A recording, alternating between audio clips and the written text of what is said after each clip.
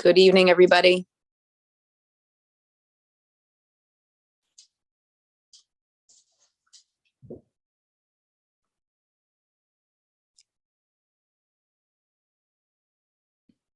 If you can hear me, I'll start the agenda.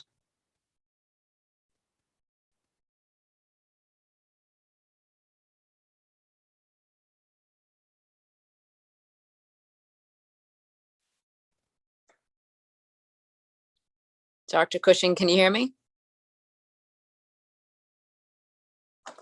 Great. Thanks, everybody.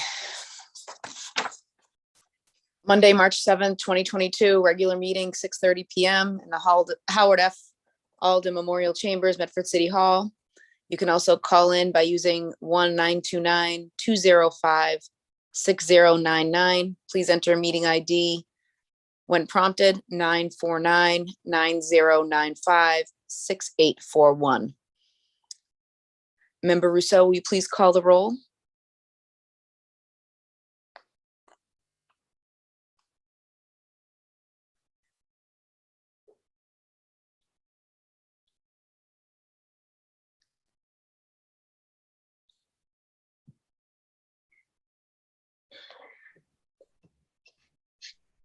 Here.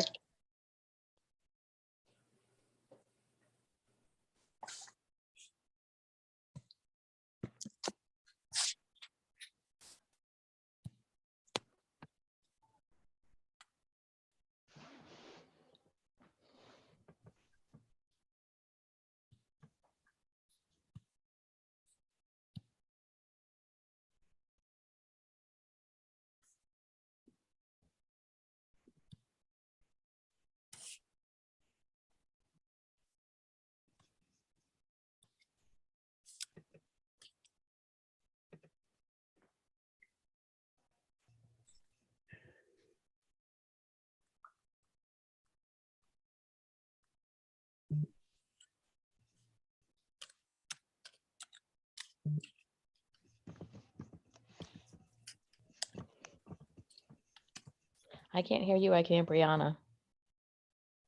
I'm the same. I can hear Member McLaughlin, but nobody else.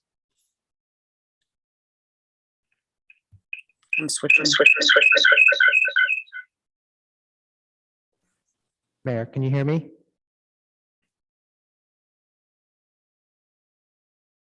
Oh, great. Everybody's here.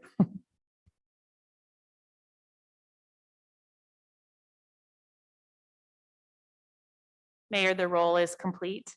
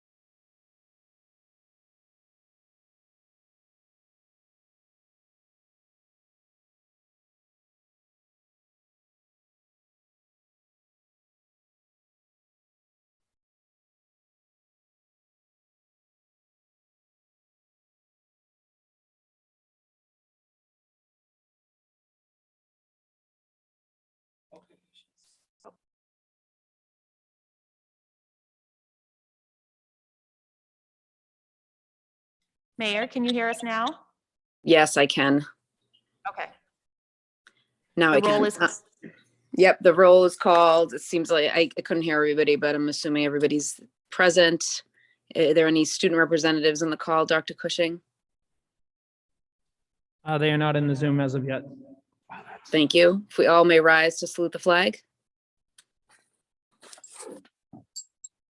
I pledge allegiance to the flag, the United States of America, and to the republic for which it stands, one nation, under God, indivisible, with liberty and justice for all.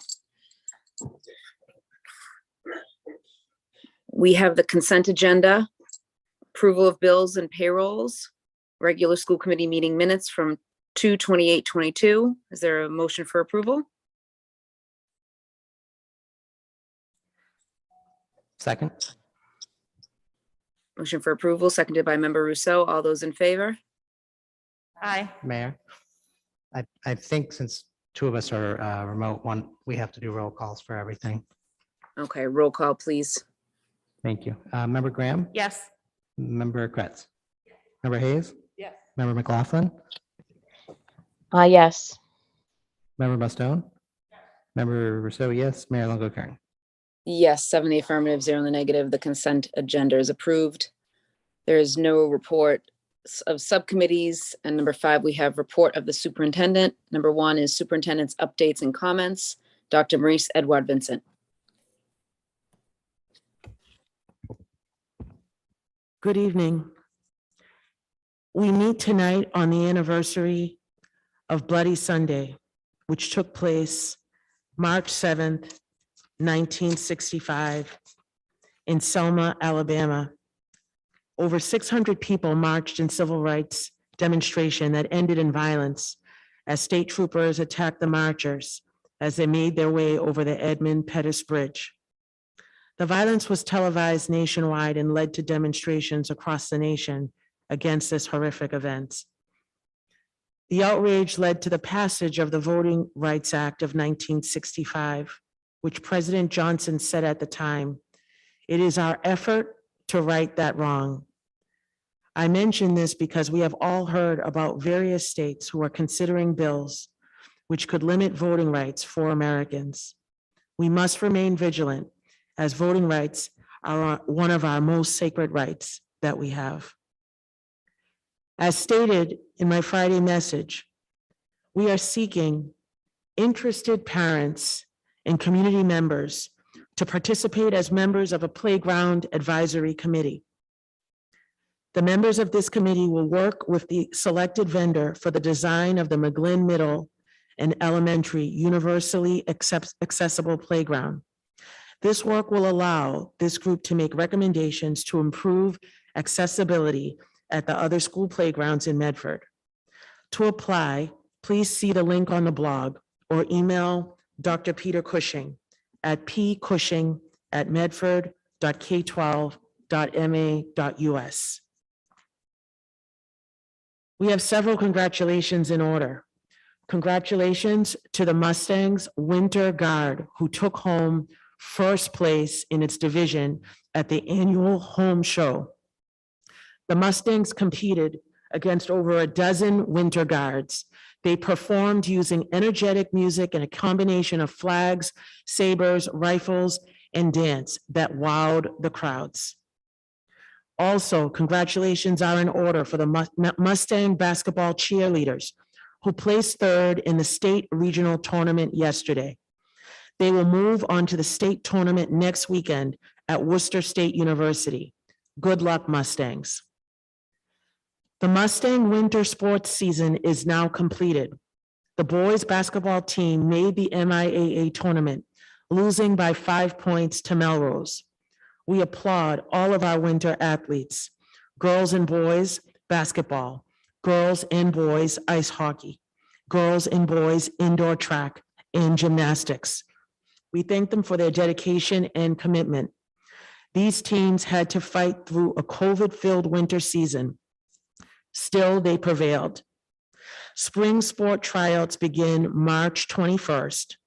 The high school will be adding boys volleyball, and the middle schools will offer flag football and outdoor track. Additionally, I would like to add that I have seen the Medford High School Drama Club practicing for the Legally Blonde musical, which will be presented in early April. A few upcoming events. Medford CPAC hosts their monthly meeting by Zoom this Wednesday, March 9th at 7 p.m. The topic will be declarative language. Also on Wednesday, the Medford Public Schools, collaborating with Medford's Board of Health, will be hosting a free vaccine clinic from 3 to 6 p.m. COVID vaccines and flu shots will be available. An important note, The in-person Building Bridges to Kindergarten has been rescheduled from this Wednesday, March 9th, to next Wednesday, March 16th, from 6:30 to 7:30 PM in the library at Medford High School. Also, the Parent Information Center will remain open on the 16th until 6 PM for registrations. The Spotlight Theater Company is presenting an adaptive musical theater workshop that began Saturday and will continue on Saturdays until April 30th. There will be a showcase at the end of the workshop. It's open to students aged 8 to 18 and for all abilities. For further information, please visit spotlightmedford.com. This coming Sunday, believe it or not, March 13th, is daylight savings time. Don't forget to set your clocks 1 hour ahead, spring forward. Tomorrow is International Women's Day, when we celebrate women and imagine a gender equal world, free of bias, stereotypes, in a world that is diverse, equitable, and inclusive. Together, let us forge ahead for women's equality. #Break the bias.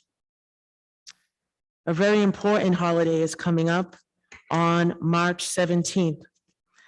And I would like to just recognize our Irish neighbors and members of the community on March 17th. It's an opportunity for our Irish heritage to be celebrated, and it's St. Patrick's Day.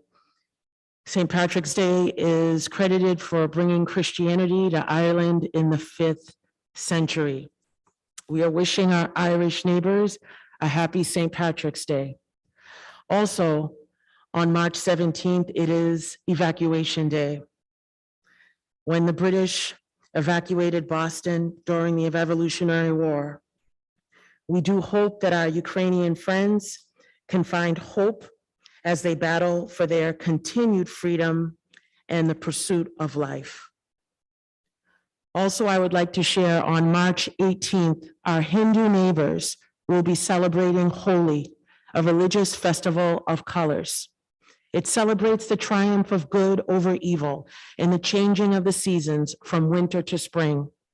Let me take this opportunity to extend best wishes to our Hindu families for a happy and healthy Holi.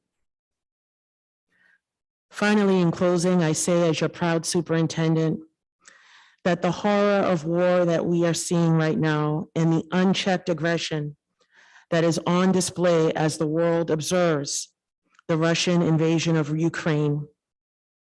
It is so important that we all remember our Ukrainian neighbors and pray for peace. This past Friday, our high school CCSR produced a wonderful show of support for Ukraine. Our students gave great speeches. Everyone who attended braved the bitter cold.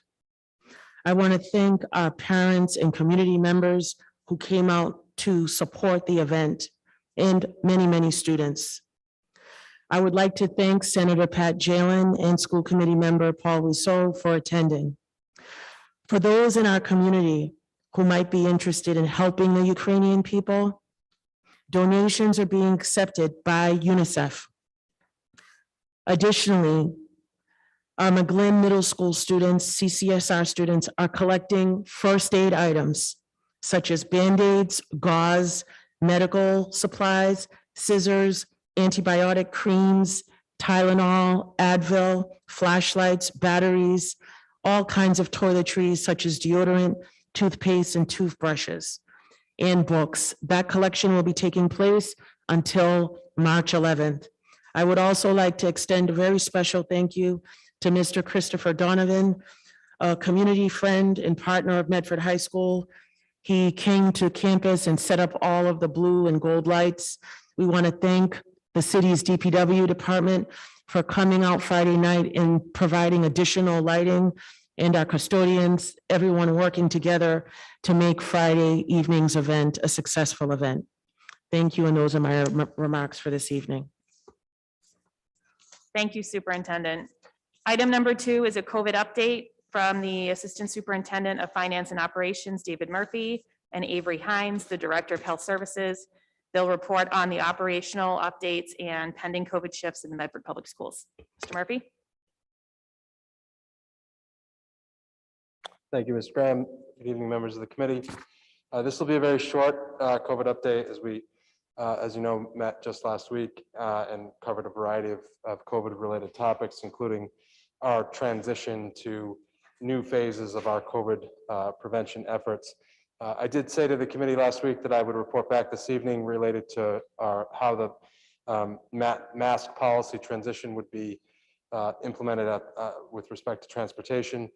We've had a constructive dialogue with our bus vendors, our primary bus vendor with Eastern Bus over the course of the last week. And I can report tonight that with respect to the primary bus vendor, it will be a mask optional policy effective March 14th, similar to schools.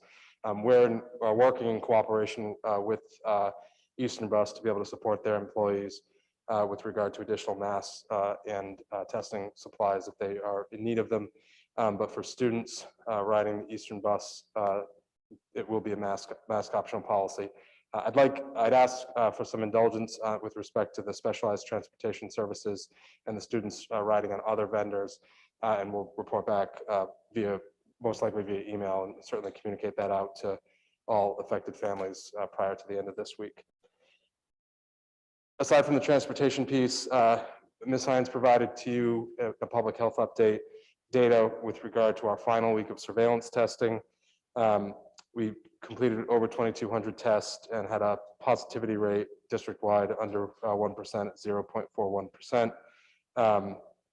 It's obviously encouraging. It's both consistent with what we've seen regionally and in the community with regard to the declining positivity.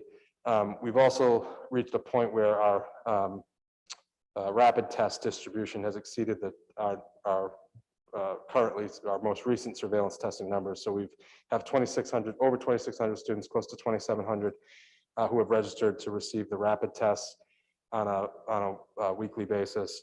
And the vast majority of Medford Public Schools staff are also participating in the rapid test program. So we'll continue to put this in our communications, but I'll just put a reminder out here that participation in the rapid test program sponsored by the Department of Elementary and Secondary Education requires both the receipt of the rapid test and the reporting in of any positive results. So that second piece, the reporting requirement, that is part of why we track the consent forms, and while we'll continue to reiterate that piece via all of our communications, is just as important as actually taking the test and completing the test. So I believe the superintendent mentioned that our clinic, our after-school clinic on Wednesday for Vaccination Clinic will take place this Wednesday. That will be our final vaccination clinic. We ran approximately 10 after-school vaccination clinics and saw good participation in that. We've sort of reached a point in the cycle where just about everybody coming to the clinics in this last week and this week are there for their follow-up second shot in the series of vaccinations. In the event anyone does receive a first shot, they'll need to report to the Board of Health with the city to receive their follow-up shot. But I want to extend the gratitude on part of the administration to the health services team who have extended their days on Wednesdays since January to make those clinics a success. And this week in all of our elementary schools, starting today at the Misatuck, is the second shot for over 100 students who received their vaccination in school as part of our in-school vaccination program. I have a couple of other very quick comments with regard to the conclusion of our surveillance testing program, but Ms. Graham, I'd like to stop here and just see if there are any questions before I offer those final comments. Are there any questions? I think you're good to go. I just wanted to say, last week we concluded a surveillance testing program that was made possible through our partnership with Tufts University, starting in for staff starting in late September of 2020, and then ramping up with students at the end of November of 2020. And I had an opportunity to speak to the Chief Information Officer at Tufts, Chris Tedor, earlier this evening. And when I called him, I told him that I think it was the first time in over a year and a half of calling him with regularity that I was not calling to ask for anything on behalf of the district or to inform him as to what our needs were. And I was calling only to express on behalf of the district the gratitude we feel for what Tufts, in particular Mr. Sador and Karen Graziano on his staff have positioned us to do over the course of the last year and a half. And I think the way that I would just put it for the community's benefit is that over the course of the pandemic, school districts have been asked repeatedly to do things that we're not particularly adept at doing, that we're not structured to do, and that in many respects we don't have the capacity to do. And I can't overstate how Tufts University, and in particular Mr. Sador and Karen, have exhibited flexibility and adaptability on our behalf to position us to be able to run our testing program over the course of the last year and a half. And it's certainly also thanks to our health services team, both Ms. Ray and her leadership of the department at that time, and Ms. Hines over the course of this year, and certainly working closely with Marianne O'Connor at the Board of Health. But for the parents and community members who are wondering what are some of the things that can distinguish the Medford Public Schools and position us to be successful and serve students well, our partnership and our relationship with Tufts has truly been invaluable and is frankly very unique in terms of the types of partnerships that school districts can benefit from.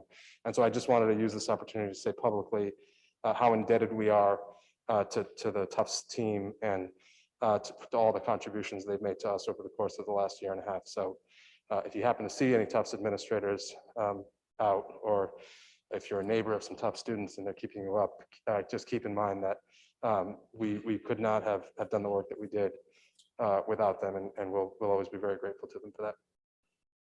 And that's it for surveillance testing updates, because we won't be doing it going forward. Thank you. Any questions from the committee? No? Okay. Item number 3, report on the proposed integrated mathematics programming at Medford High School from Director of Mathematics, Ms. Fisacon.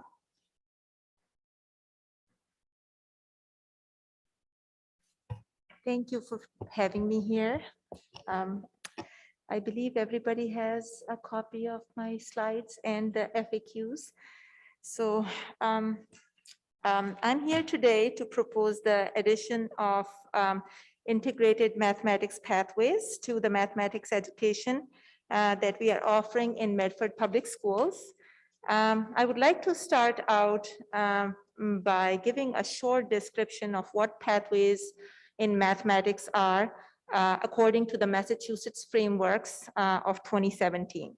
So pathways represent a coherent sequence of courses, and the word coherent here is really important because in Massachusetts frameworks of 2017, there is emphasis on 3 aspects of mathematics education. One of them is coherence, other one is focus, and the third one is rigor.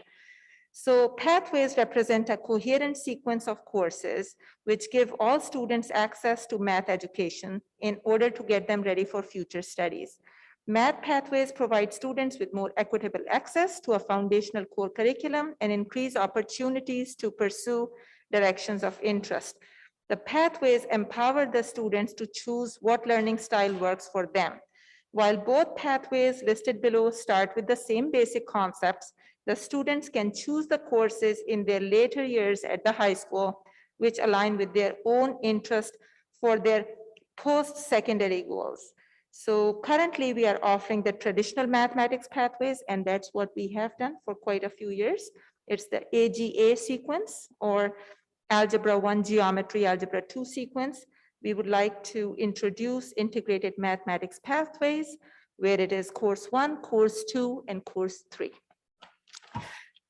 Slide 3 is a visual of what we currently have as compared to what we would like to have. And when I say as compared to, I would like to emphasize on the fact that we are keeping the traditional pathway. We are introducing integrated pathway in addition to the traditional pathway. Another point to note here in the visual is that you will see in the integrated pathway hexagon that's how mostly outside of United States studies are taking place. That's how our students learn it basically here as well in the K through 8 mathematics education, they learn integrated math without getting the label of integrated math. So on slide 4, integrated mathematics pathways is not very different from the traditional pathway. Basically, integrated mathematics is reimagining the courses of Algebra 1, Geometry, and Algebra 2 as Math 1, Math 2, and Math 3. And basically, again, it's taking algebraic, geometric, statistical thinking, and it's spreading it throughout all 3 courses of course 1, course 2, course 3, rather than only teaching Algebra 1 concepts in 9th grade / 10th grade or 8th grade. And it's giving them a mix at every level.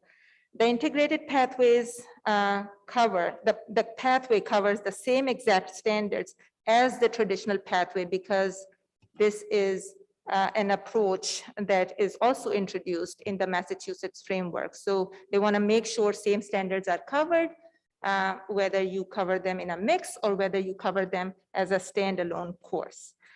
So why are we thinking about it? This is on slide 5. After 3 years of integrated math, students will have mastered the concepts presented in a traditional 3-year pathway.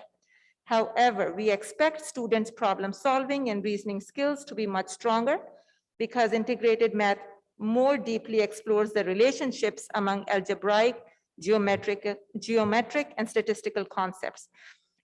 Ideally, through the integrated math curriculum, students are challenged to solve tasks rather than simply focusing on mastering the algorithms. This should fall in line with what we have at our middle school level and what we are trying to have at our elementary curriculum level. Slide 6 is why is it important to make math connections and to form one's own math identity? It's really important. What you see in the bullet points below is actually taken from a Department of Elementary and Secondary Education meeting that I attended. They want us to recognize that math should not be used as a filtering mechanism, but rather as a pumping mechanism to college. This is an extremely important point to keep in mind, because as our students move through the high school, they come to either like or dislike math, and some of them even get there much earlier than that. We don't want that to happen. We want our students to be excited about mathematics, and then they can choose, as you'll see in subsequent slides, they can choose which pathway they want to follow in their higher education. Point 2 is depth is necessary to be able to understand college level mathematics. Focus on speed, doing 1.5 or 2 grade levels worth of content in 1 grade undermines the depth of the curriculum. This is very true. There are few students who are able to do it, but if we want students to form their math identity, if we want to focus on depth, we must allow enough time for exploration. And when we are doing that in a 1 class period that a student is learning 1.5 year worth of material, whereas only one year is recommended, something has got to give. We have to make compromises, and usually depth is the piece that's compromised because students don't have the time to explore. We are teaching them as educators, and whether they're receiving it or not, that becomes difficult to assess. Most colleges renounce calculus in lieu of, and I cannot emphasize on this particular piece, in lieu of core foundational skills needed throughout middle school and high school education. Many STEM-inspired students or students with a math aptitude lose confidence if they're rushed through algebra and they revert to taking remedial math courses at the college level instead of starting from calculus. Because some students go through that rapid learning they lose the interest. And so these students who could be future engineers, because they were prematurely put in a situation like that, there are times when we have seen them revert away from calculus. And the last piece is inherent value in the two pathways and sustained developmentally appropriate identity formation. Let students develop their own math identity. It should not be what I want my students to be. It should not be what parents want the students to be or their child to be. It should be what student wants to be. And that's where Department of Elementary and Secondary Education is going in their future steps. Next slide is about how did we get in Medford Public Schools get all started about this process that we want our students to have a mathematics identity, and we want them to be able to choose courses according to their learning style. So we formed a committee, if you recall, last year, April. It's a committee of educators as of now. The name is Equitable 6 through 12 Math Pathways Program Review Committee.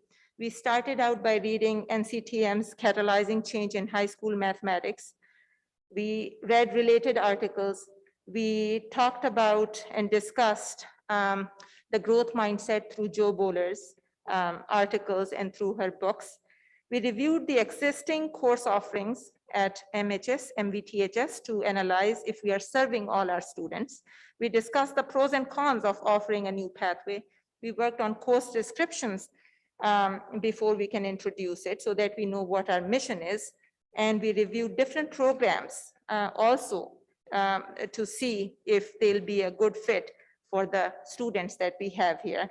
We reached out to the districts that either offer the pathway or are in the process of offering the pathway. It seems like there is great interest in the districts around us. And we are currently teaching selected lessons from the different programs. Next slide is exactly out of a DESI presentation. So I must give them credit for this. So 2 DESI math pathways taking us to 4 DHE career-aligned pathways. DHE is Department of Higher Education. Pathways proactively support the transitions between primary and secondary schooling, higher education, and career. And you can see that pre-K through 12 curriculum supports the higher education, which supports the career. So math courses should always include grade level learning. This cannot be emphasized upon, grade level learning. Sometimes we sacrifice the grade level learning to go to the more accelerated piece. And then what happens is that the students are not confident about their mathematics education and they have to repeat the courses or take remedial courses. So it's very important that your math courses, our math courses, should have, they are based on Massachusetts curriculum frameworks. Yes, they are. Balance all 3 aspects of rigor. They do. And then explicit opportunities to develop the mathematical practices. There are more chances to develop mathematical practices through integrated pathways just because of the nature of the courses. And again, in the subsequent slides, you will see how that can happen. Now, higher education, all Massachusetts public institutions support 4 career-aligned pathways: quantitative reasoning, statistics, STEM, math for elementary teachers, because we do need to emphasize on that particular pathway for the DHE. Next one is also a slide from the Department of Elementary and Secondary Education. It is the objective being all students can complete a credit-bearing college level course within their first year of enrollment in college.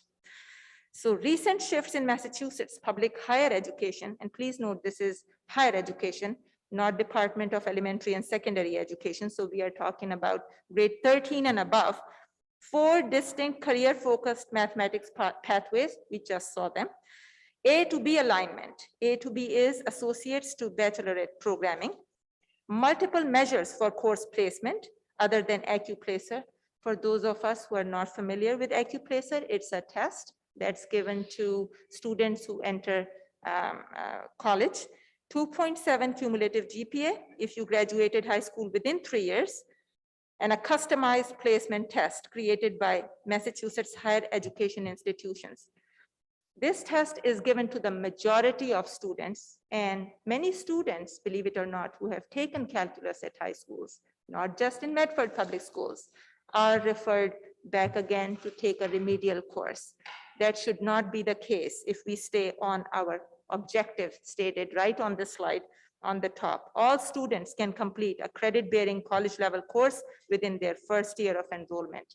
So if it is going to be calculus, we want to give them a good, strong standing to be able to make it to that course, rather than we speed them through the secondary education and then we realize, wait a minute, they still have to take calculus, but now with much more shaky foundation. The last one is co-requisite support courses in lieu of developmental education courses. So next slide, which is our course chart here. This is the proposed course flow chart now that will be happening at Medford High School, Medford Vocational Technical High School. The progression that you see is integrated Math 1, Math 2, and Math 3. You see it right in the middle of the slide. And you see that as of now, it is running just in line with the Algebra 1, Geometry, Algebra 2 courses. And the side note is, which I did not put here because we don't want to make any claims right now. We will see how the courses run in the future, is that when you see under Integrated Mathematics 3, there is an honors section that we are hoping for to offer, and that will hopefully lead directly to calculus. Again, there are no promises made. We will have to see how it goes, how our student population is receptive to it, what we are able to cover. It is a long haul. Incorporating a new pathway it will take time if done right. So next slide is completing integrated mathematics pathway sequence, completing it. Courses 1, 2, 3 versus traditional sequence. Nothing will change. You will still end up taking the same courses. The course definitions, as you can see for course 1, course 2, and course 3 are pretty much alike, combining, as we mentioned, algebra, geometry, and statistical pieces of the standards from the traditional pathways 3 years. They'll take us to slide number 15, the integrated mathematics pathways at MHS, pilot year. This coming year, we are proposing a pilot as proposed by the equity committee that I discussed earlier. We will only be offering course 1, and that will be only at the CP level. Student placement is going to be based on teacher recommendation and parental input. We do want your input as parents, and we value it. And it's good to get it from the teacher as well as to how they see the student and their learning style, because they have had the student for some time. 9th grade course is a CP course. So when we say college preparatory level, means that that's what is recommended by Department of Elementary and Secondary Education. And if they stay on that path, they'll be ready to take the credit-bearing course in college. Continues the learning style from elementary and middle school math instruction. This is one of the strongest points of the integrated mathematics pathway. Students are used to it until 8th grade, and then suddenly we say you take algebra 1, geometry, and algebra 2. Very few countries outside of US do it, and we have done it for years. This is about a good time that we pilot a new pathway. And as I mentioned, they integrate the 3 courses, they integrate the standards, and that takes us to slide number 16. This is again a visual that I took from the Department of Elementary and Secondary Education. Proposed progression. As you can see, if students take Math 1, 2, and 3, or they take Algebra 1, Geometry, and Algebra 2, they shall land statistics or AP stats, quantitative reasoning, pre-calculus, or calculus. And as I said, this will be our goal, that with students being in honors integrated mathematics 3, that we make it happen. We just have to be cautious about it. We again don't want to be in a situation where we speed through the standards and students don't get the real gist of calculus. And that'll take us to post-secondary gateway course. Slide number 17. You will see that this is basically a table of contents that I took from one of the integrated mathematics books that we are looking at. The first 7 are algebra based chapters, and the rest of them, 5 of them, starting from chapter 8, are geometry based standards, just to give you an insight into how this pathway might unfold in Medford Public Schools. Please let me know if you have any questions.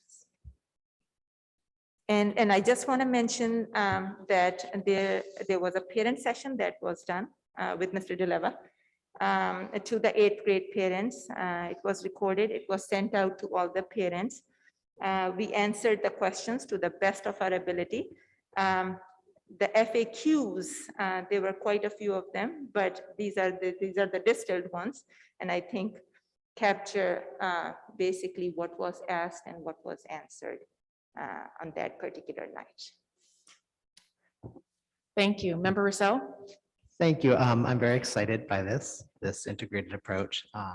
I know that as a student myself, when I remember math, I was very strong in math, but terrible in geometry, and it really derailed my entire mathematics education because there was like a whole year bump. And so this is very exciting.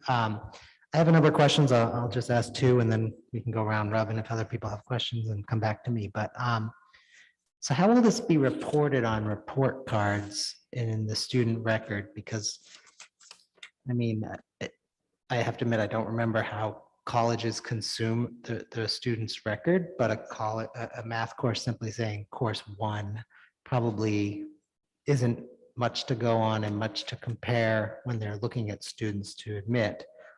That'd be my first question. Thank you. So that's one thing that we discussed with the neighboring districts. We know Waltham has just shifted completely away from traditional pathway, and I know that this question was definitely asked by the community there. So I discussed it with them and with other schools as well. Colleges are familiar with integrated mathematics course 1, course 2, and course 3. This has been long being done. We are not the first ones. We are happy to take this path, but colleges know how to rate them. They know that if a public institution like ours is offering it, exactly what will be covered underneath it, underneath that course title and course description. So that will be my Great. answer to that. Thank you. Well, that answers my second question, but my third question is, are there any, well, I mean, it feels like there are going to be some risks associated with students that are coming in midstream or leaving midstream in their academic career. And have you already, I realize we're doing a pilot this year with grade 9, so you don't have to have answers yet, but that in particular concerns me. I suppose since we're going to be keeping both for now, Yes. it's probably less of a concern, but like if Waltham has abandoned the traditional approach completely, Yes. and a student comes in and they have just completed Algebra 1 in Medford, and they're going there and they want to take geometry, but they just have course 2, That's which isn't geometry. This Yes. seems like this could be a risk for students transitioning in and out of our district. That's right. So have you been thinking about that, or? Yes, we have been. This is actually one of the points that the committee members raised, and we are discussing it. So the students will have to, in that particular case, while we encourage everybody that once you enter the stream, we will support you to make it through integrated 1, integrated 2, integrated 3, at least if you are in Medford Public Schools, we will support you, we will help you. The teachers of the next year will help you because that's what our teachers do. But one thing to keep in mind is that, yes, there can be challenges that will come with it. As you notice, first half of the year is all algebra and the second half of the year is all geometry. It depends on where the student lives. But yes, that risk does come with the integrated approach. We are aware of it. We are working on it. But then there are some things that will evolve with time. So we are trying to find a solution to it right now. Great, thank you. I mean, I certainly, when I think about a student in this situation, I mean, they may not be on an IEP or they may be. And each student, especially if they were not coming from a district in Massachusetts, for instance, I suppose this is a longstanding problem for students coming from other countries or just from other states. But I would just want to make sure we've prepared so that these students who may in fact end up being future engineers and mathematicians don't land here and get completely derailed by that.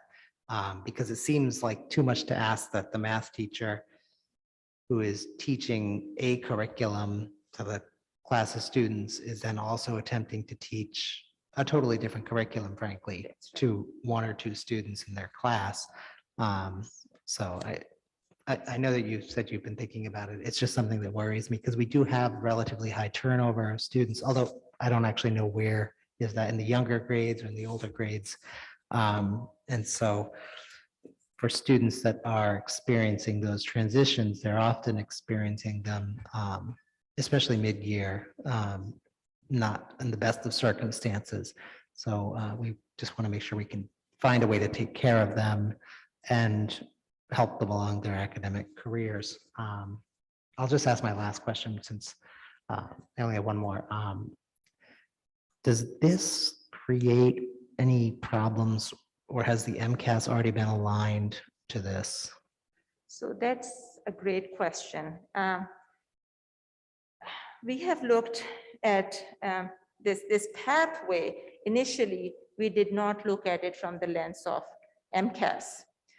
So as things unfolded, it seems like this will be a better approach for MCAS anyhow, just because you're learning algebra and geometry in 9th grade and algebra and geometry in 10th grade, and that's when you take MCAS. So teachers who have been teaching geometry in a traditional pathway in certain schools, they just stop teaching geometry and they review algebra because MCAS has algebra, geometry, and statistics in it. We feel as a committee that this will be a better approach to preparing our students to take MCAS at bare minimum cost because they'll be covering the same standards just in different courses. So we will be less inclined to stop teaching and then just teaching them to the test because it'll be the natural flow of the things. And that's the hope and the dream. And we'll figure out, we'll see how it turns out. Thank you so much. Dr. Edward Vincent? Yes, thank you. I wanted to just make a few comments and say that first, DESE is supporting this pathway. I think one of the most important pieces to me about this presentation and in talking with Ms. Khan was about the fact the amount of students that are going to college having completed 4 years of math and falling flat on their face, that they're not able to take Math 101, that they have to go back and take 075, 089. So they're essentially going back to take high school math at paying tuition while they're in college. And you end up saying, well, what happened? And as I think about mathematics being a content that people say, well, I don't have a math brain, all kinds of excuses that people make, or just justifying why there's this lack of comfort with mathematics. And I feel like this integrated approach of teaching both algebra and geometry over the course of the same year, a lot of people had that experience where they did great in algebra, they fell flat on their face in geometry, or the reverse. When you would talk to your friends, oh, I hated algebra, I love geometry, or I love geometry, whichever way you want to look at it. And I feel like this approach of trying to teach it together over the course of the 3 courses, and not necessarily separating it out, that you are learning how the different areas work together. So I almost feel like it's an inclusive way of learning. When you keep doing the same thing over and over again and you're expecting different results, they say that's like insanity. And so it's the way that we've done mathematics, or we've taught it for so long, but there are so many people that are math adverse, they don't like math. So let's try teaching math differently. And so I feel like still maintaining the traditional pathway, and at the same time piloting, with parent consent and students understanding you're going to be learning math in a different way. And I actually feel like if we want to see different outcomes when they go to college and see how students think about mathematics, we do need to think about teaching mathematics in a different way, a different sequence. And I'm very curious and kind of excited to see who those students are that will actually want to be part of this pilot pathway. Your point, Member Rousseau, about transitioning or moving between districts is a very valid point. But when I'm thinking about if we continue to teach math the way math has always been taught, the way we were taught when we went to school, we're going to continue to have this generation of individuals who are just allergic to math, afraid of math, and not really wanting to adventure into the engineering or high sciences or accounting or anything with math. They're going to just run away from that. And so I actually feel like this is probably what's going to be happening, that it's going to catch more momentum. And we're just, I think, one of the districts that is trying to look at another way to teach math to yield different results that are going to be more sustainable in the long run. Are there other questions? Member Kratz? Yes, yep. I wanted to thank you, Ms. Khan, for the presentation. It was very informative and the frequently asked questions. And I think it's great. And my son was a student at the vocational school, and he struggled with math. And I really wish they had this program when he was there, because he got into college, accepted for the engineering program, but he changed majors because he's the phobia of math. And he had great teachers at the vocational school, in fact, co-taught teachers. So will co-taught teaching be an option for the integrated math classes? Absolutely. Okay, This great. is all inclusive. Okay. And just to keep everybody in the loop, the equity committee that's looking at it, we have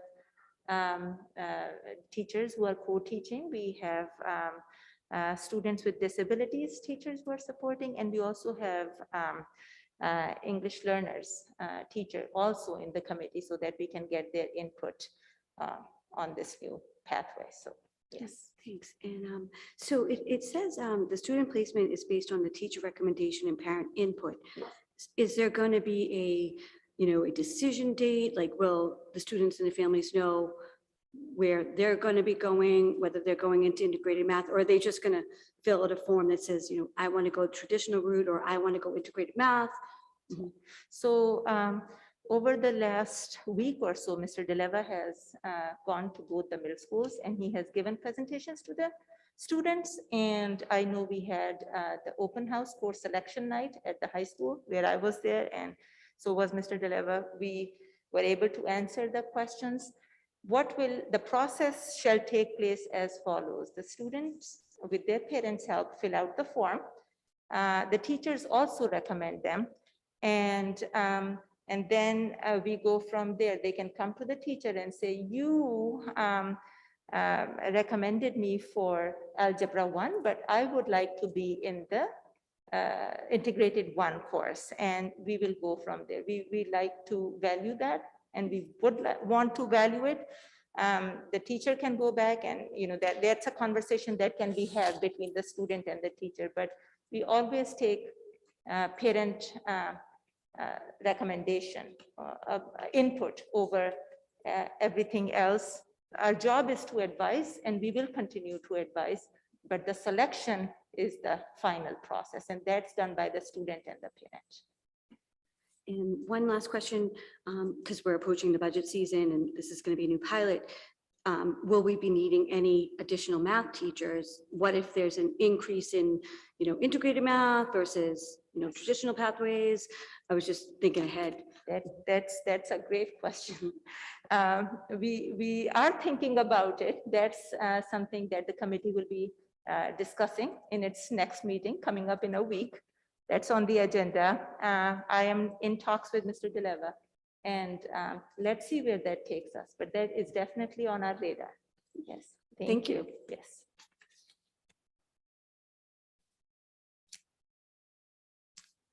Member Hayes? Hi, I was just curious, because when we got this packet and I read about it, it sounded like it was brand new, but yet it sounds like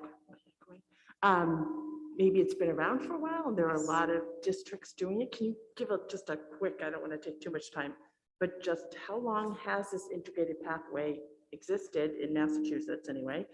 Like you said, it apparently is around the world. And what districts, or not what, but how many districts are doing it? Like, can we get some support from other districts in understanding how to implement it?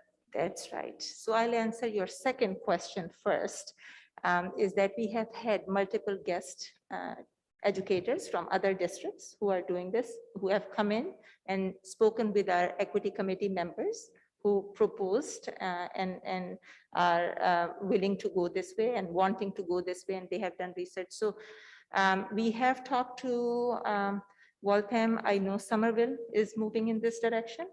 And I know Brookline High School has it. We looked at Arlington, they have it.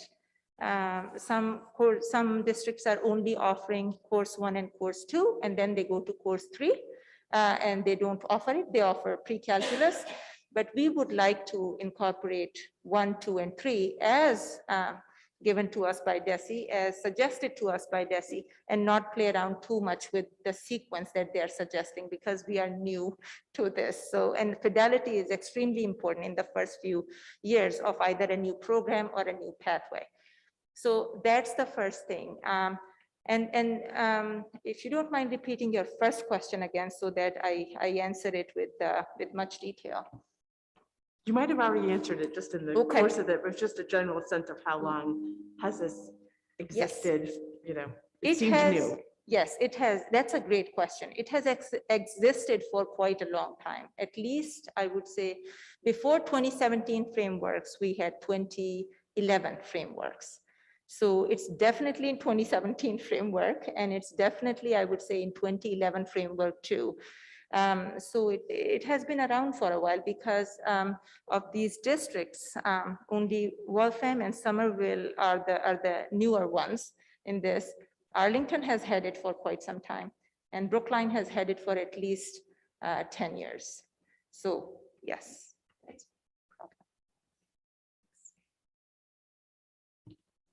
Thank you, Ms. Khan. Thank you. Thank you.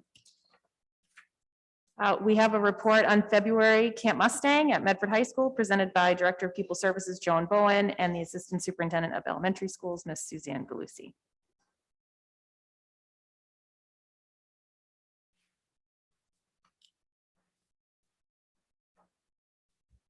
Good evening.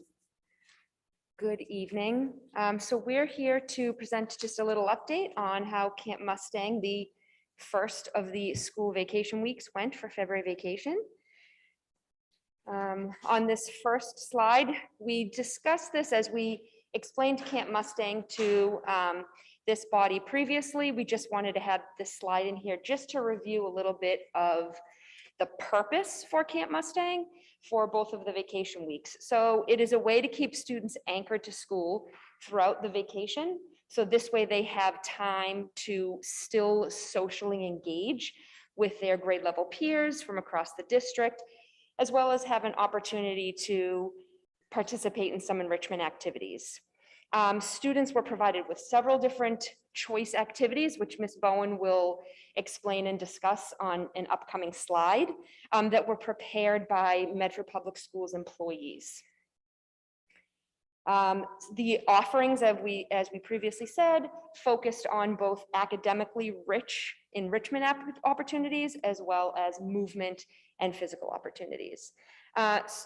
Students from kindergarten to grade 12 were invited up to Medford High School on the Tuesday of the vacation, February 22nd, and the Wednesday, February 23rd.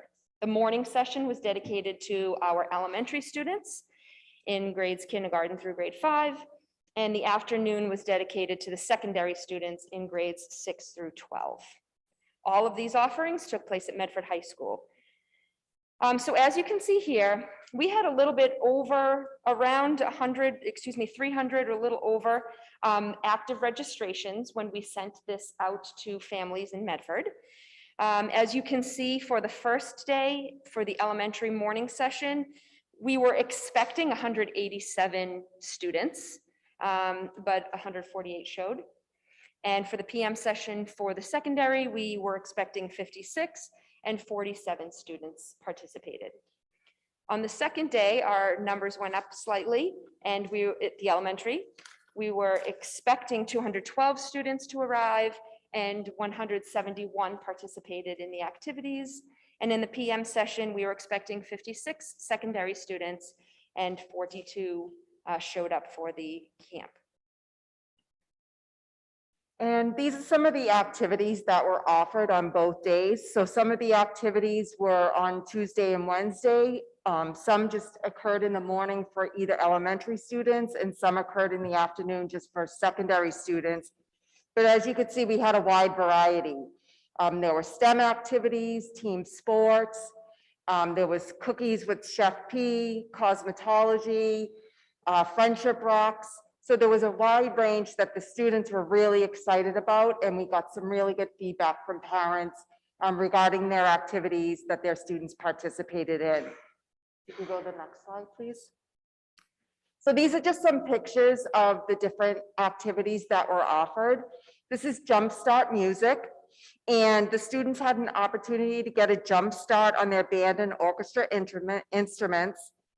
They strengthened their instrumental musical skills and techniques while covering note reading, rhythm skills, sight reading, and instrumental terminology.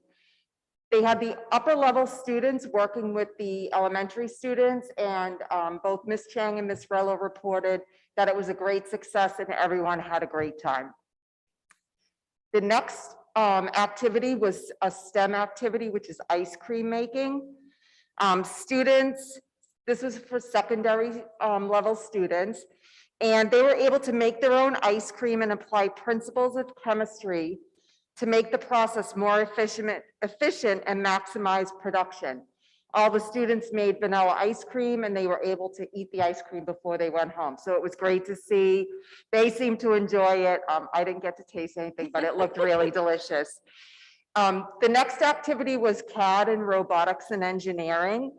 And students got to spend time in the robotics and engineering shop learning to use a real laser cutter. Students received an introduction to computer-aided drafting using Tinkercad, as well as hands-on experience using our state-of-the-art Epilogue Fusion Pro 120-watt laser cutter. Each student designed, created, and cut their own personalized acrylic keychain, and they also got to play around with a few other laser cut surprises in the shop. And one of the other shops activities that were offered was kindness rocks. And this was, students went out for a walk. They went hunting for different rocks. And then they came back in and decorated and painted.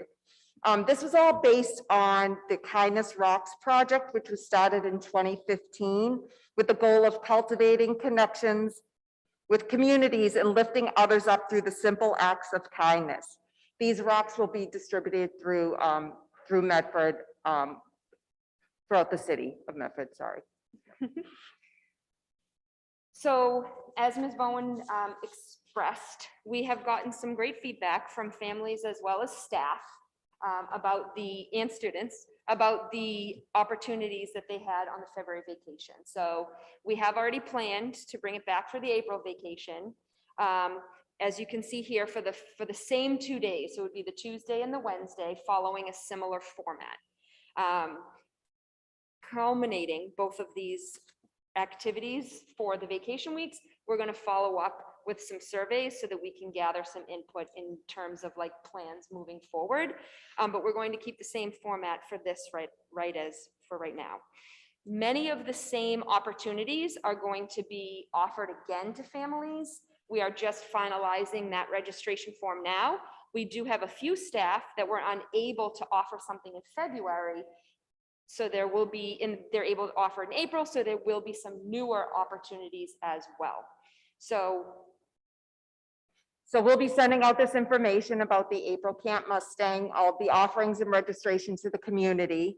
And we just want to make sure that families have ample time to sign up and, be able to choose for the registration the activities that they'd like to register for. We'd also like to thank all the staff that took the time during February vacation. The activities were well received. We also want to thank Andy O'Brien and Alice Beth Fitzpatrick. They oversaw the programming once it was up and running. And we also have some behind the scenes, Michelle Bissell and Lisa Malone, who are key in the organization, getting everything compiled for us and ready to go when we started the camp. So we just wanted to say thank you to everyone who assisted us. Member Graham?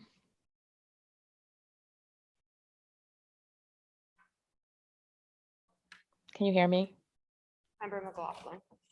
Member McLaughlin? Yes, thank you. Sorry, I can't find my hand raised button here, so I apologize. I just wanted to say thank you very much for the presentation and also for the way the entire team from the staff and teachers and, the two of you, everybody, to ensure that this was an inclusive, a truly inclusive program in our district. I think it was a great example and a great model of how things can go and how things can work. And it was a really thoughtful way that you all teamed up together. So I just wanted to say thank you. And I know my daughter had a great time, and I know lots of children that did. So thank you so much. Thank you. Member Hayes? Just one quick comment and one quick question. One, I think all of the programs sounded wonderful. I love especially that we're finding a way to get kids to understand and know about the Voc Tech. Like, that's wonderful to have them going into some of those programs. I can remember doing that as a kid myself, and it was fun to be able to do that. And it's a good way to just make that more known in the community. I'm also wondering about summer, if you're thinking about doing this for the summer. And I know, I'm sure as parents yourself, like summer camps are filling up now. Parents are needing to commit now. So if there's any way to give people a heads up of whether you think you're going to be doing it, when you think it might be. I mean, I know that's difficult. I'm not trying to put any pressure, but as you know, people are committing now, and it makes it hard to hold out if we don't know for sure. I think throughout this pandemic, our goal for Camp Mustang, which we launched last summer, and we've called these vacations, 2.0. But the goal behind Camp Mustang was always to offer an anchor for students to the schools, to keep them engaged in the school community and with their peers and with like the trusted adults that are in the building. So that is something we're definitely looking into for the summer. We want to gauge some information from the surveys. However, we would be looking towards the month of August as a way, again, to transition students back to the school community.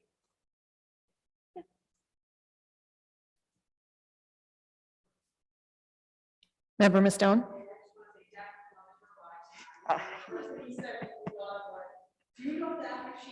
$50,000. So I think for anyone interested in robotics and engineering, the laser cutter is amazing, and we'll have a lot of future engineers because of that program. And the Okay. teachers too. Thank you very much. Yeah, thank you. Thank you. Next up, we have a report on the March 3rd professional, district-wide professional development. The report presented by Director of Pupil Services, Joan Bowen, the Assistant Superintendent of Elementary Schools, Suzanne Galusi, and the Assistant Superintendent of Secondary Schools, Dr. Peter Cushing. Good evening, Madam. And Carmen Williams, our Superintendent intern. Good evening, Madam Mayor, Madam Vice Chair, and members of the school committee. Thank you very much for this opportunity for us to present to you on the professional development activities that took place last Thursday, March 3rd in the district. And we'll start off, we shared the schedule with you. This is a comprehensive look at the events of the day. The only two things that are not on there is 8:30 to noon. The humanities department had a News Ella training that connects map growth to Newsella as well, and the math department, grades 6 through 12, engaged in the final piece of a 4-part Better Lessons professional development. I believe it was 4-part. But you can see the activities that were done throughout the day that really covered all of the district staff and gave them an opportunity for some professional learning. Okay, so most of the morning, I'm going to just explain a little bit about the map growth. So this was our second opportunity to do a data dive, with staff. The first data dive happened towards the beginning of the year, and it really focused for teachers on the platform and the format and the family report that is sent home to families to understand how their children are doing growth-wise. This focused on the professional development day on the other resources that are available to educators on the platform, because there are several reports. So as you can see here, the 4 bullet points, educators were grouped by discipline and grade level. So they were grouped by their department and or the grade in which they work for the training sessions. They reviewed the current data in both the math and their reading scores. Time was provided for teachers to access their class data. So teachers were provided after this training with map growth, which went for 2 hours. They then had the opportunity to work in leveled groups, grade level or their department levels, to really work with the data with their school-based teams and principals. Teachers were given the time to examine the reports that were available for educators to shift instruction and provide supports for students. The learning targets to identify impactful uses for map growth data throughout the school year, explore components of strength-based conversations to support and interpret the application of data, and to accurately communicate assessment results to stakeholders.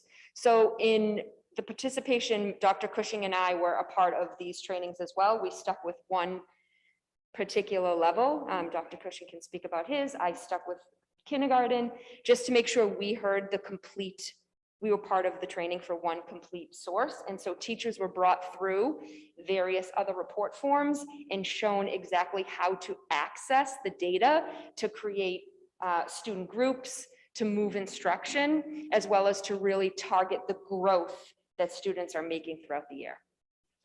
And simply to follow up on that, the training was similar, even though it was secondary. I was with the history and social studies group, and the teachers were extraordinarily well engaged, asking relevant, meaningful questions, and really interested in how the data can really be used to impact their instruction, to help students at a micro level, and to really focus targeted supports for small groups of students.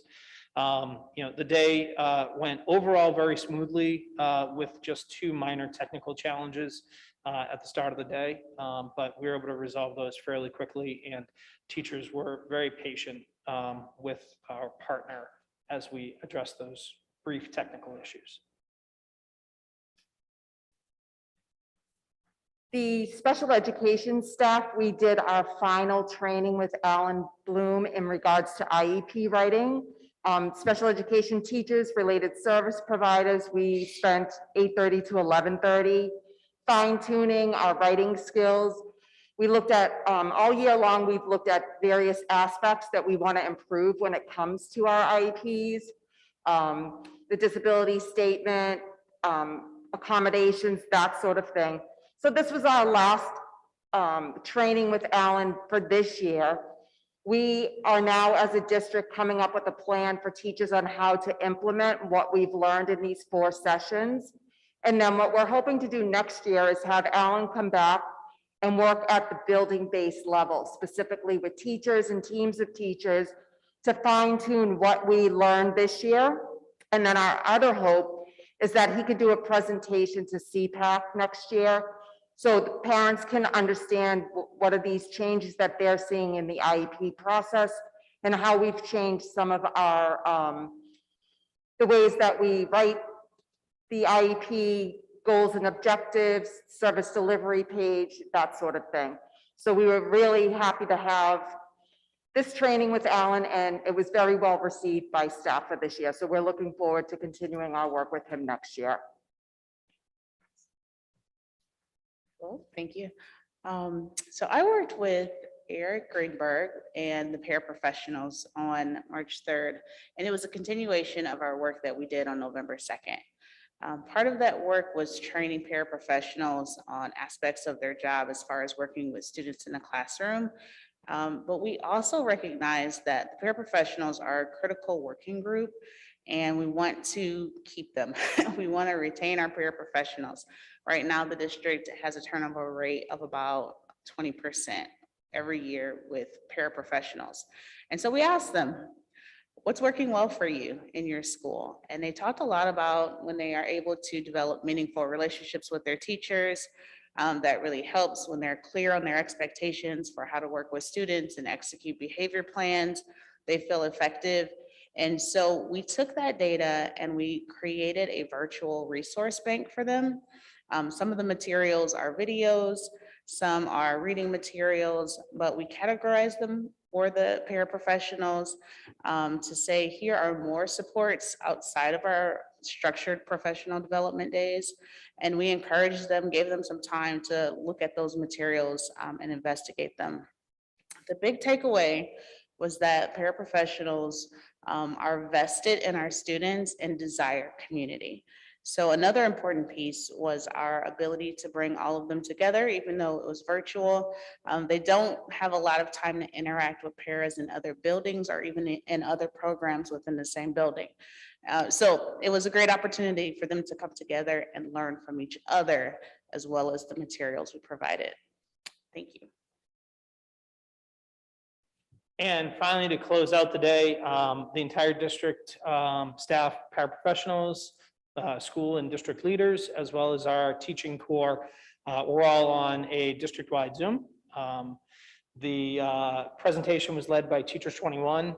It's titled Diversity, Equity, and Inclusion.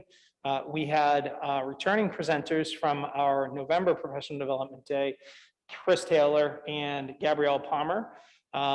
We've received overwhelmingly positive feedback thus far about the session. And as you can see, they had a number of topics to go through.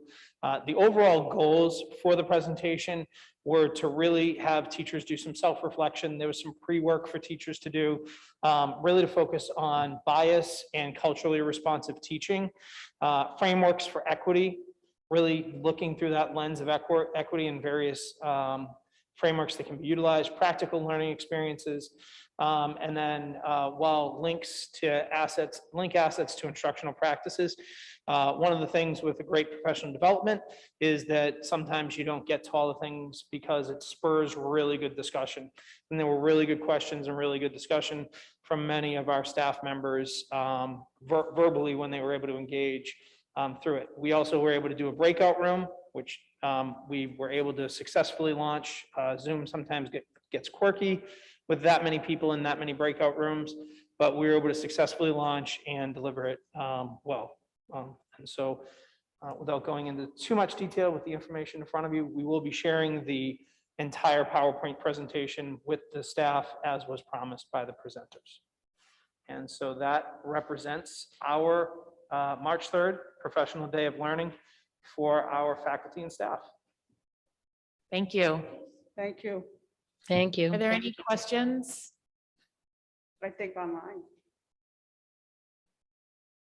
Seeing none. Thank you. Thank you. Number 6, presentations of the public, not to begin before 7 p.m. Regular meetings of the school committee include this presentations of the public agenda item to give any resident the opportunity to place a presentation before the school committee. A resident may only present once at any meeting. These presentations are an opportunity for the public to make a presentation to the committee, but are not opportunities for dialogue with the committee. If one or more members of the committee wishes to have a conversation about the topic presented, a member may request that the item be added to a subsequent regular meeting. The details of submitting a presentation can be found within policy BEDH, public comment and presentations of the public. We have none on the agenda for this evening. Pursuant to policy BEDH, public comment and presentations of the public, any resident in the audience may be given permission to speak once on any agenda item on the agenda for up to 3 minutes. The speaker is expected to keep their comments to the item on the agenda. The speaker must begin their comments by providing their full name and full Medford street address where they reside. A welcoming and inclusive community is both a value of the school committee and an aspirational goal. We ask for your help in achieving this goal, and we value your perspective. Number 7, continued business, we have none. Number 8, new business. The first item, 2022-21, offered by Member Rousseau. The Medford School Committee shall authorize one member to attend the Medford City Council Public Health and Community Safety meetings regarding the proposed civilian control over public surveillance ordinance to provide input and consider compliance with relevant student privacy laws. Member Rousseau? Thank you. So as the members may know, the Medford City Council is drafting a new ordinance called the CCOPS or CCOPS, and that is in layman terms how the police camera, the body-worn cameras, how that data will be managed and the oversight and maintenance of that data and all that stuff. They're drafting an ordinance on that. And one thing I had concerns about was that while the city council obviously is drafting an ordinance that covers all of Medford, they are not necessarily particularly well-versed in education law and the FERPA, the Federal Education Privacy. I probably can't remember all the letters, what they mean, but and so my request is that the committee gives one of us, and I obviously volunteer, to the authority to show up to these meetings and speak, not just as a member of the public, but as a member of the school committee, which we shouldn't be doing unless we all agree that that's appropriate, just to make sure that they're not missing this issue. One thing that I know, if you agree to this and you select me, I will insist that they have passed the ordinance through educational law specialists, not just the regular legal services that they use, but that they have passed it through that, because an ordinance on how body-worn cameras can be used once you're on school property, you know, the city council can't pass an ordinance that exceeds federal or state law. That's not one of their options. None of us can do that. So I just think it's really important that before this ordinance is fully drafted and becomes, you know, approved, that we've had some kind of had our fingers in the pie, because there's really nothing worse than an ordinance that is completely done and approved and then turns out it's violating the law. Nobody wants that. So that's what this is about. And I believe the next meeting is on March 16th, which I believe is a Wednesday. If the members approve this, I do volunteer. Thank you. Member Stone? Yes, thank you. Thank you for volunteering. I'm just wondering, is the school administration part of this group at present? Or have you talked to Chief Buckley? At present, we're not. Okay. I have not spoken with him regarding this particular piece. Okay. Do you want? Member Graham? I can definitely speak with him. Oh, I can do that, no problem.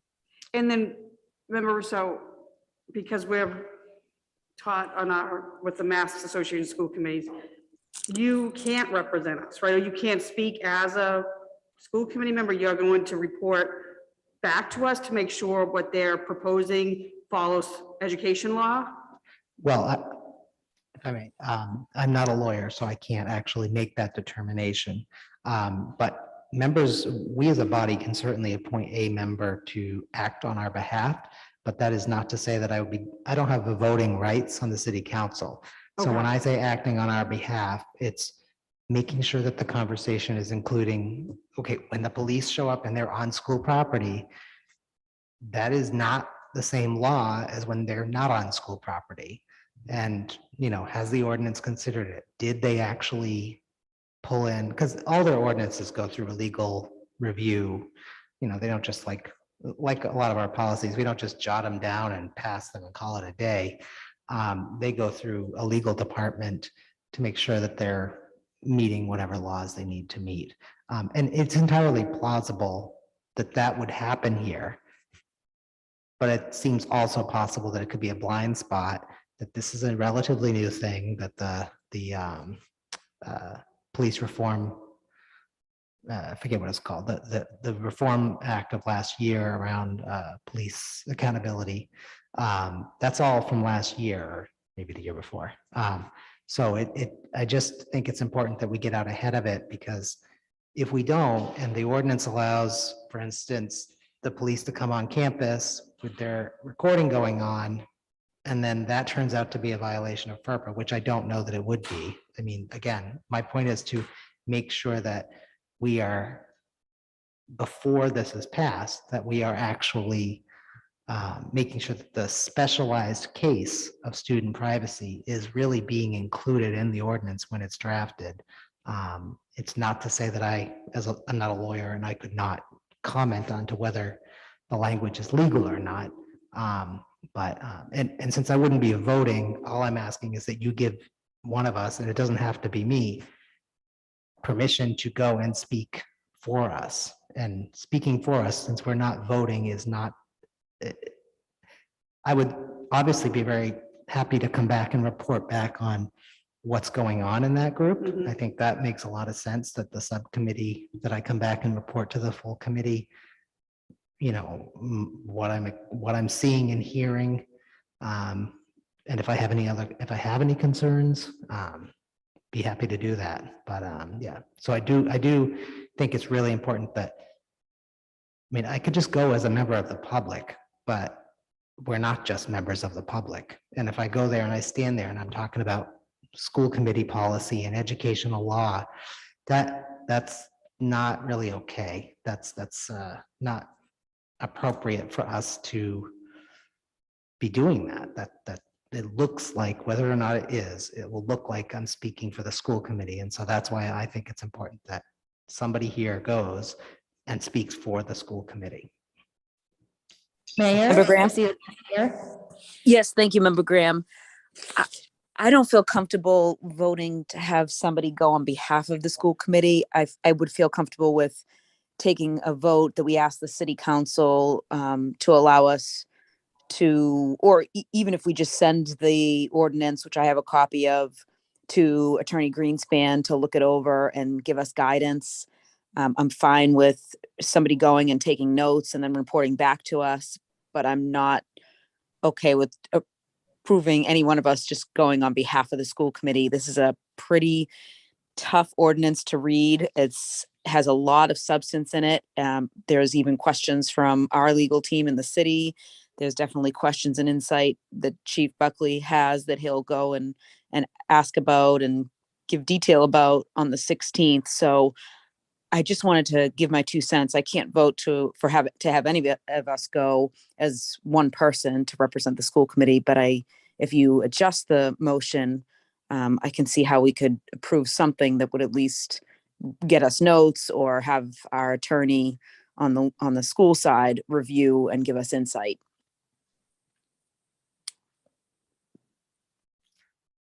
Member Rousseau? I mean, I certainly understand the reservation. I think that just sounds like going as a member of the public. And just as if the mayor shows up to a public meeting and speaks, nobody in the community thinks he's just Brianna Lungo-Kern. Nobody. So you can't speak as a member of the public, even though technically you can, because you are the mayor. And I can't speak as a member of the public because I'm an elected official. So I think, you know, if I show up to the meeting as a member of the public and I see that they're just totally ignoring or not even considering it, and I speak, it's really a bad look. It's a very bad look. And I think we can't insert ourselves into the ordinance making process. We can't tell them we want to see it before they approve it. I also have watched how ordinances are made, and aside from being, well, taking an enormous amount of time, by the time they are done with an ordinance to the point where they would pass it to us, if they wanted to, by the way, because we can't ask them, demand it, you know, the cake is made. So, I mean, I know that in the last 2 or 3 years, there's been, I don't remember which ordinance it was, the one that keeps timing out and has to start over. So I guess I'm just like, what is as complicated as it is, and I have looked at the language right now, and it is complicated. I think it seems like it would be far worse for us to wait for them to pass the ordinance and then let students and parents sue the city for violating FERPA? I mean, or whatever other laws are appropriate. It just seems to me that not having our fingers in this, I keep using pie and I'm terrible with these analogies, but having at least a voice there to say, you know, the current language says nothing about when you walk into the schools, is there any difference? And there is a difference, and that's a fact. So I just think it seems it behooves us to not wait till it's over. And I also think it's really, I'm not interested in going to this meeting as a member of the public because I don't think I can speak as a member of the public.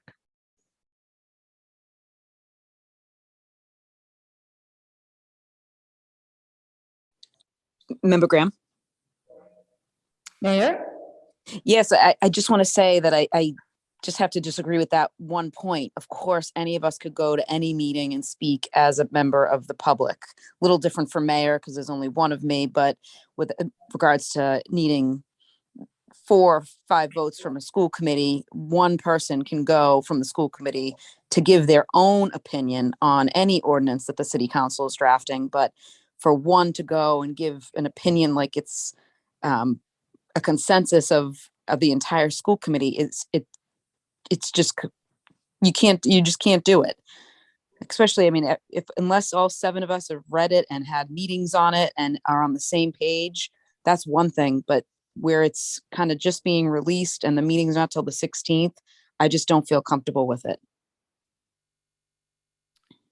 If I may, is there an anticipation that the meeting on the 16th is going to be the final vote? So does it make sense then for us to send a member of this committee to participate on the 16th so that we can form an opinion, as you say, Mayor? I think it makes total sense to have one of us go and take notes and report back on the notes. I can't imagine that it's something that will pass that evening, and it would still, I believe it's a Wednesday night, so wouldn't be able to go onto the floor until the following Tuesday, even if it was reported out of committee.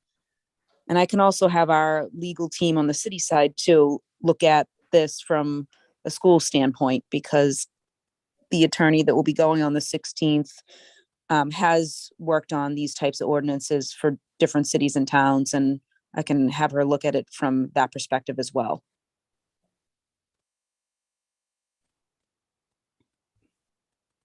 Member Rousseau? Thank you. I have not been on city council, Mayor, and I know you have. I guess my question is, what if you pass if the city council passes an ordinance that is clearly a violation of law? I don't know who sues who. How do we respond? I'm not interested in how I spend my Wednesday evening. I'm interested in not having body worn cameras in our schools recording students without permission. We go through an absurd number of hoops to make sure we don't accidentally take a picture of a kid. I mean, it's sort of like amazing that we don't screw that up more, because frankly, it's so like, there'll be a whole class and there'll be one kid who's the no picture kid, and that's fine. That's great. But we somehow manage that. And, does the ordinance say anything about when you walk onto school property, you turn the camera off? Or does the data go to the same place in the sky as it would when you're not on school property? I don't know. It just seems to me like we're just leaving it all out there and hoping for the best. And it doesn't feel responsible for me as a school committee member. And obviously, if the majority of the members feel it's more responsible to just hope that the city council does the right thing and hope that the right kinds of lawyers take a look at this before it gets approved, then that's up to the committee. I mean, as I said, it's not like I really want to spend my Wednesday night doing this. Member Graham, sorry to interrupt, Member Russo. Sorry. Thank you. Just because I can't put my hand up. Sorry. Member McLaughlin? Thank you. I was just wanted to ask if there was a way that we could consider, writing a letter to the city council from the school committee as a whole, letting them know that these are some of the concerns that we think should be considered as part of this ordinance.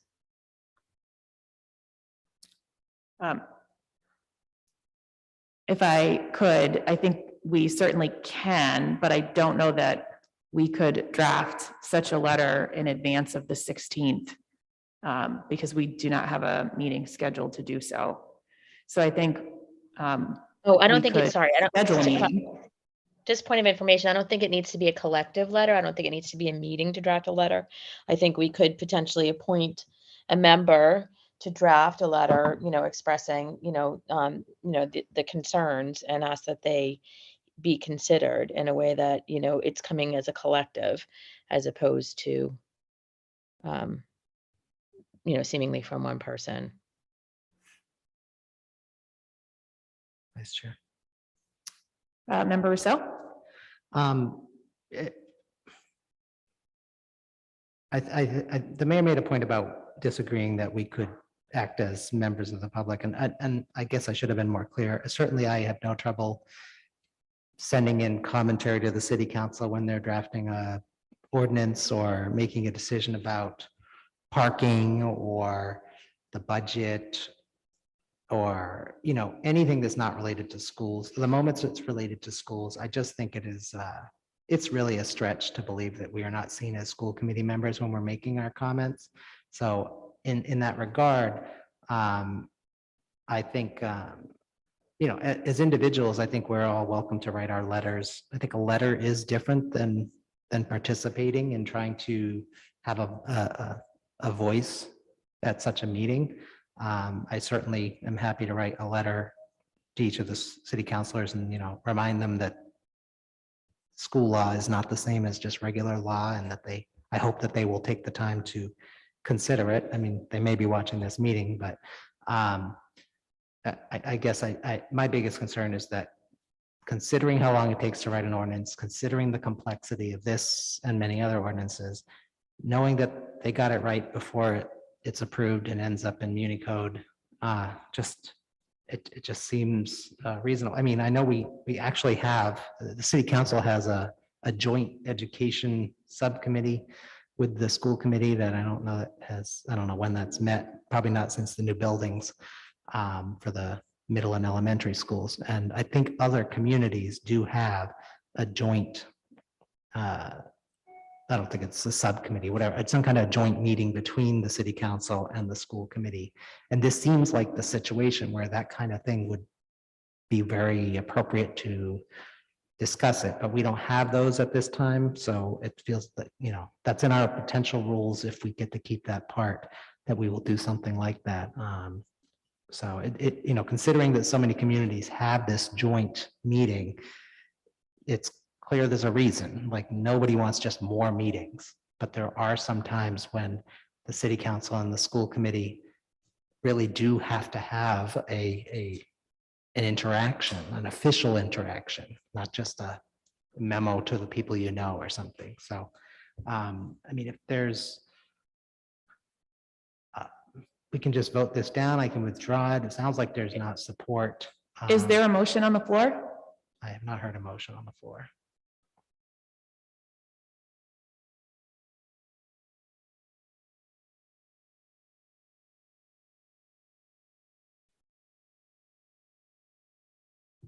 Hearing and seeing no motion, do we move on to the next topic?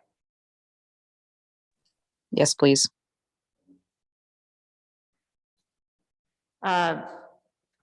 Next topic, 2022-22, offered by Paul Rousseau, Sharon Hayes, and Jenny Graham.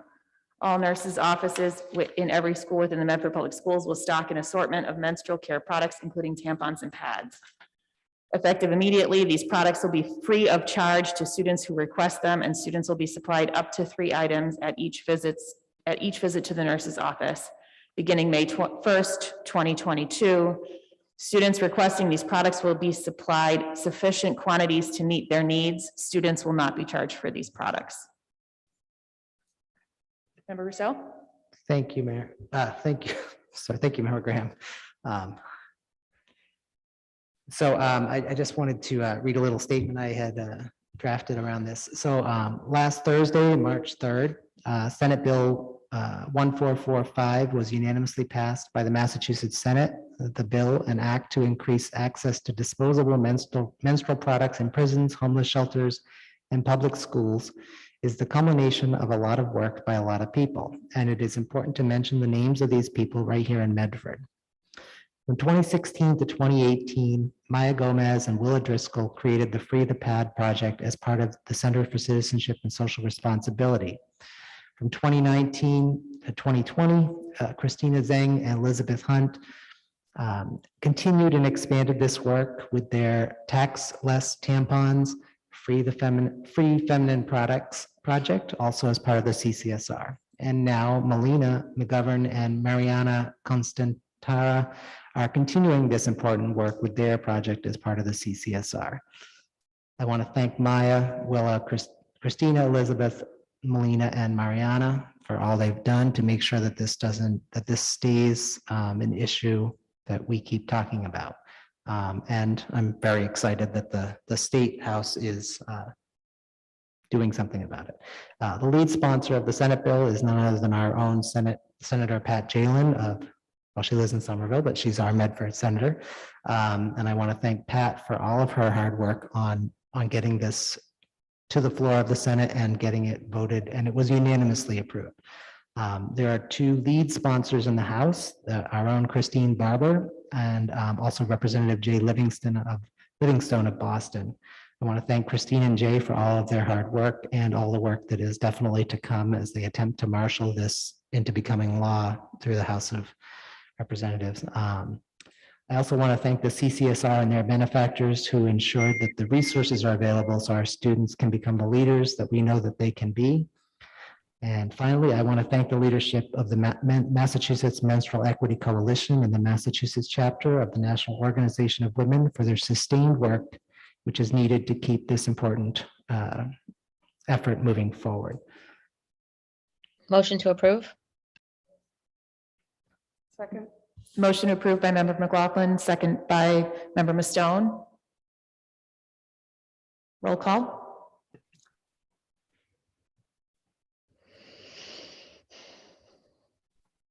Member Graham. Yes.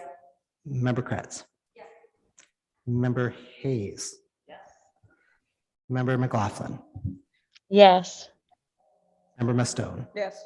Member Rousseau, yes. Mayor Longo-Kern. Yes. Member Graham? 7 in the affirmative, 0 in the negative, motion passes. Member Item Graham. 2022-23. Actually, point of, Member Member Graham, McLaughlin? may I just wanted to ask if there was a way that a letter can be written to Willa, Maya, and the rest of the women who worked on this as a thank you from the school committee. I know Maya's in Scotland now and Willa's in DC, but they still have, their local home addresses that I'd be happy to provide or happy to draft a letter thanking each of the women students from Medford that helped make this happen and are helping so many of our students. So I guess I'm asking for a motion that we send a letter of thank you to the 6 women who initiated this in our Medford Public Schools. Second. Motion to send a letter of thanks from the school committee to all of the women that were noted in Member So's lead up to this motion made by Member McLaughlin, seconded by Member Rousseau. Roll call? Member Graham, Yes. Member Kretz, Member Hayes, Member McLaughlin, Yes. Member Mustone, Member Rousseau, yes, Mayor Longo-Kern. Yes. 7 in the affirmative, 0 in the negative, motion passes. Item 2022-23, offered by myself. Whereas Medford Public Schools is required to distribute notifications to caregivers regarding truancy and absenteeism, and whereas the Medford School Committee and the Medford Public School Administration are committed to creating a collaborative partnership between home and school, be it resolved that the Family Engagement and Communications Subcommittee will meet to review the district communications regarding truancy and absenteeism. The committee will review our regulatory requirements and current communications to ensure there is compliance with the regulations and that the letters achieve our objectives of collaborative partnership. I put this forward not to have a weedy discussion on the floor, but to send it to subcommittee where we can have a discussion about this with a sort of wide variety of folks in the community who are interested, some in the truancy letter that goes out at the beginning of the year, some in the absenteeism letter. And I know that there's a lot of regulatory requirement around these letters. And I'm hoping that you all will agree that we should take a quick peek at this in subcommittee. Motion to approve. Motion approved by Member McLaughlin, seconded by Member Hayes. Any questions? Okay, roll call. Member Graham, Yes. Member Kretz, Member Hayes, Member McLaughlin, Yes. Member Mustone, Member Rousseau, yes, Mayor Longo-Kern. Yes. 7 in the affirmative, 0 in the negative, motion passes. Item 2022-24, offered by myself. Whereas the Communications, Engagement, and Strategic Planning Subcommittee met on December 1st, 2020 to discuss the district communication strategy, and whereas during that meeting, the administration discussed goals for a new and comprehensive platform to manage communications and the need for a new website, be it resolved that the Family Engagement and Communications Subcommittee will meet to review progress to date, understand current efforts, discuss future efforts, and identify funding requirements to meet the goal of having a cohesive communication strategy that meets the needs of families and the district. I was thinking through, I had some questions recently about the website, and I think, there's general feedback that it doesn't contain information that families are looking for in a whole variety of ways. And I was looking back through the minutes of that meeting on 12/1, and there was a lot of really good discussion in that meeting about the constraints and limitations of our current platforms, as well as sort of the need to be comprehensive in terms of how we think about that outreach from a website perspective, both for prospective families, for current families, for alumni, et cetera. And we even had a pretty detailed discussion about the ways in which all of that work could ultimately work in partnership with our PTOs that we depend on so significantly. So if this motion is supported, we'll hold a subcommittee meeting and talk about where we are at, what those conversations have been to date, get an update, and then determine what actions, if any, we need to think about as we go forward. Mayor, Motion to sorry. approve. Sorry. Dr. Edward Vincent. Yes, I just wanted to share that we have been working with some of our students. One of our teachers, Lisa Miller, Ms. Caldwell also has been helping to coordinate that with our technology team and our vocational students on web design. They have been working diligently for the past few months. So we will be presenting something very soon to the school committee. It is taking the feedback that was given and trying to update, change images, all of those things. They actually have made significant progress. And so we actually will be having a presentation to you in the very near future, probably sometime in April, because I don't think we'll be able to have it for the March 21st meeting. But I just wanted to let you know that from the time this December of 2020, we've been working in the background diligently on that. So hopefully when we have that presentation, you'll see a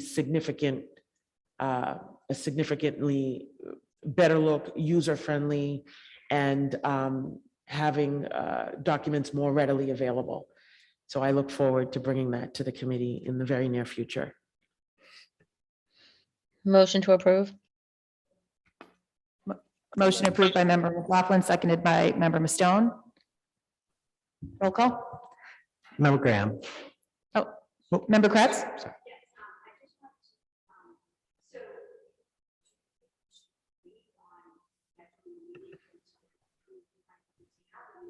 We can't hear Member Kratz, sorry. Oh, can you turn on your microphone, Member Kretz? I thought it was on, I'm sorry, I didn't, is it, okay, it's on. So, you know, I think what the superintendent mentioned was that we're going to have a presentation probably in April, where we'll hear, you know, what the work they've done so far on the website.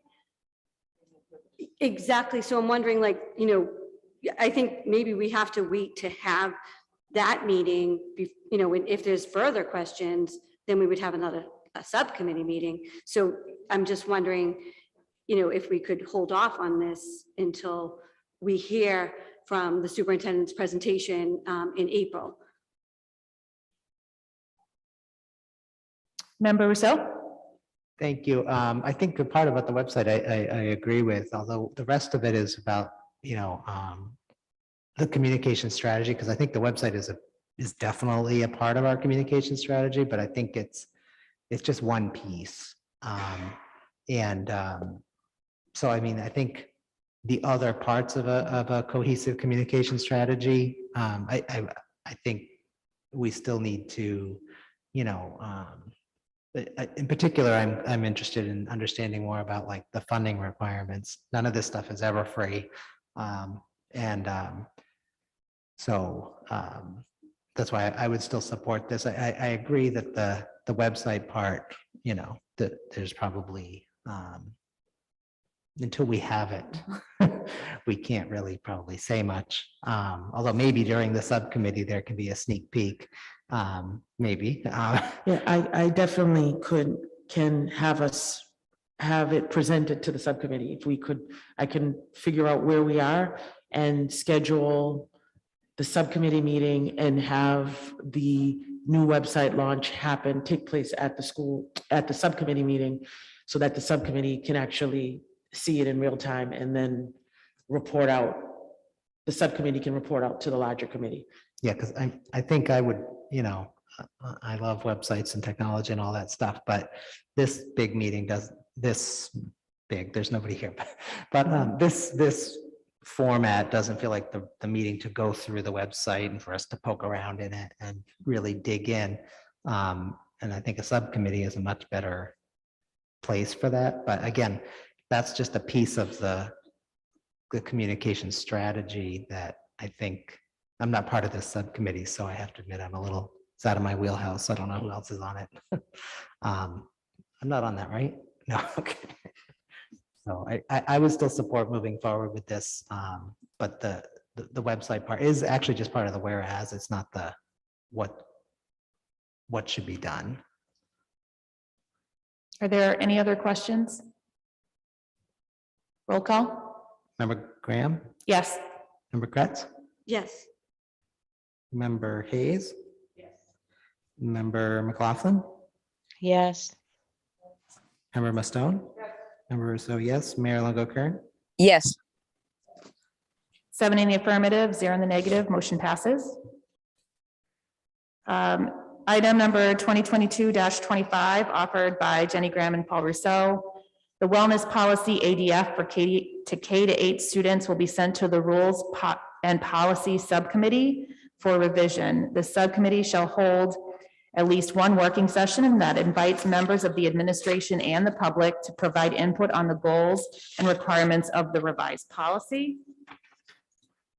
The recommended revised policy will be returned to this committee prior to the end of the 2021-2022 school year. Member Rizzo, can Thank you you. start by telling us what the policy is about? Yes, the policy is about a lot of things, but the part that this actually was a motion that I had put on just when the pandemic was beginning, and this is the recess policy amongst, is the key part. Considering nobody was going to school, the recess policy felt a little out of left field at that moment in time, so we tabled it. So I'm re-offering it instead of trying to take it from the table, because we didn't have a numbering system back then, so it's really hard to like dig up an old agenda and try and pull something from the table without numbers. So that's why I've offered it again. And again, this is to take a look at and perhaps revise our recess policy. That's what that's. Are there any questions? Motion approved by member Mustone, second by member Hayes. Roll call? Member Graham, Yes. member Kretz, member Hayes. Yes. Member McLaughlin, Yes. member Mustone, member Rousseau, yes. Mayor Longo Kern. Yes. 7 in the affirmative, 0 in the negative, motion passes. We have item number 9, requested reports. There are none. Item number 10, condolences. We have none this week. Item number 11, next meetings. On Wednesday, March 9th, from 4 to 6, we will have a committee of the whole meeting exclusively on Zoom, where we will be continuing to talk about our school committee rules. And then on Monday, March 21st at 6:30 PM, we will have a regular school committee meeting at Alden Memorial Chambers in Medford City Hall, in addition to Zoom. Motion to adjourn by member Mustone. Seconded by member Kretz. Roll call? Member Graham, Yes. member Kretz, member Hayes. Member McLaughlin, Yes. member Mustone, member Rousseau, yes. Mayor Longo Kern. Oh, yeah.